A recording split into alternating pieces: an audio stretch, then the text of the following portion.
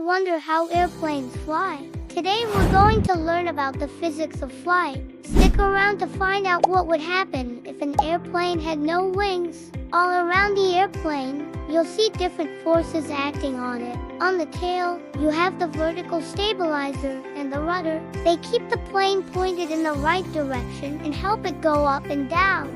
On the wings, you have the ailerons. They help the plane bank from side to side. And on the nose, you have the elevator and the trim tabs that help the plane pitch up and down. But the main thing that keeps an airplane in the air is, of course, the wings. Wings are curved on the top and flat on the bottom so that when air moves over them, it moves faster above than below. Faster air means lower pressure, so lower pressure above, higher pressure below, you get lift. The faster the air moves, the more lift you get. That's why when you flap your arms really fast, you can fly. Just kidding. You can't fly because you aren't generating enough lift. It takes a lot of energy to move the air really fast.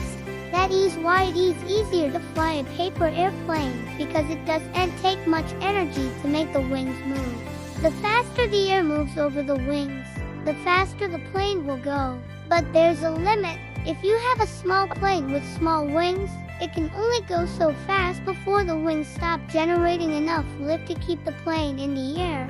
That's why it's harder to land a small plane than a big plane. The big plane has bigger wings, so its wings generate more lift even when it's moving slowly. But what if an airplane had no wings?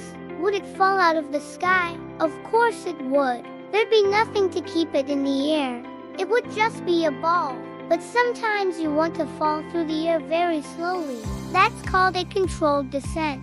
Parachutes have a very large surface area, so they generate a lot of drag, which slows your fall. Skydivers also have a large surface area.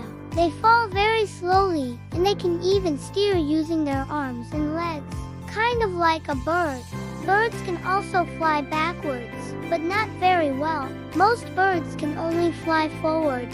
Some birds, like ostriches, can't fly at all. Ostriches are the best runners on Earth. They can run up to 43 miles per hour. That's faster than most cars.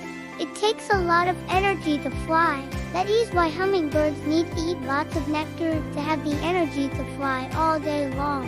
But some animals like turtles and snakes don't have the energy to fly, so they just crawl.